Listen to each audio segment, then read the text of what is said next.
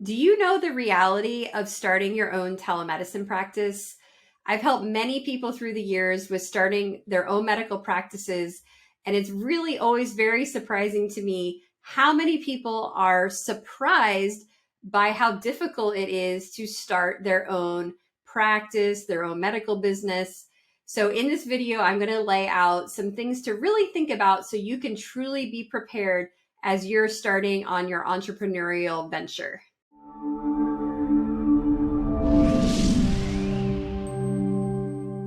Hi, I'm Dr. Annie DePasquale. I'm the owner of Collaborating Docs. We help nurse practitioners find amazing collaborating physicians. Today, we're talking all about setting realistic expectations of what the reality is of having your own telemedicine practice. So this very first slide is about setting those realistic goals. Your first month of opening up your telemed practice, you are not going to be making tons of money. You might actually not be making any money at all. Many companies are in the red for several months as they get clients, or in this case, patients in the door. There are a lot of upfront expenses and monthly expenses that it's going to be difficult to cover until you have better patient flow. So, second of all, you really need to be accountable to yourself and your business. It's really easy to say, I want my own blah, blah, blah. I want my own shoe store. I want my own flower shop. But are you doing the things that are going to lead you for that to actually happen? It's not just the fun part about designing the business cards and picking out the retail shop. It's the hard behind the scenes work that is what's going to make it or break it for you. And once you get going, are you checking in very regularly to make sure you're on the right path? You're not wasting time, spending time on things that aren't important. Are you reaching those goals that you've set for yourself? You also have to be willing to adapt to problems and challenges, of which there are going to be so many. When I started Collaborating Docs, I can't even tell you how many issues and problems and things came up that you never would have thought of or seen coming. That was actually something a business sort of mentor of mine said, your greatest downfall is going to be the thing you don't see coming at you.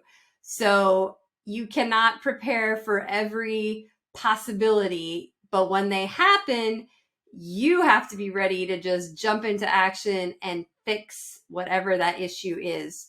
So we currently are looking for additional client support team members. And I actually hired sort of a headhunter to help with this. And I was so disappointed with the candidates they brought me.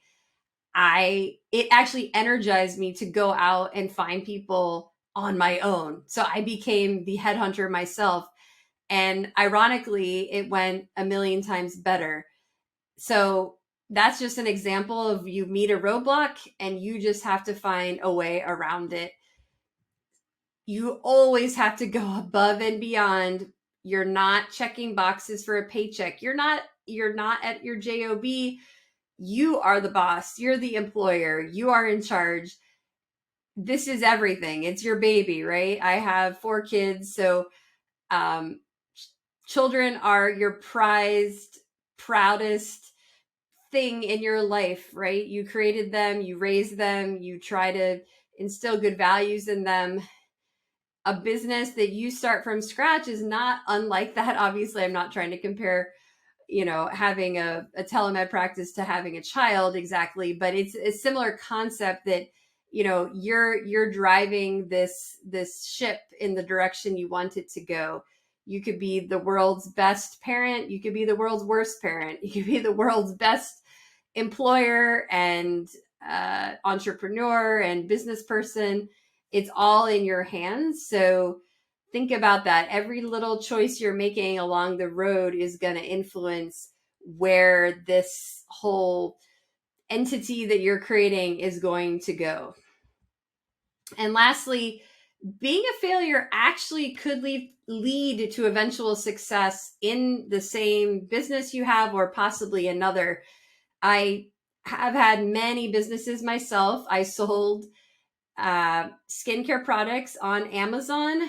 It's called Amazon FBA, fulfillment by Amazon. So I would ship in huge amounts of skincare products, and then Amazon would sell them. And it was a giant flop for many reasons, but doing it taught me a ton about marketing and branding and budgeting and finances. So I learned a lot of valuable things, even though I ultimately lost money on that venture. So don't feel like because your very first entrepreneurial idea was a flop that they're always going to be a flop. Every entrepreneur has failed many times, as have I. I'm just listing the Amazon one publicly, but I have done other things that also did not turn out the way I wanted. But that's okay, because I really, truly did learn from those experiences.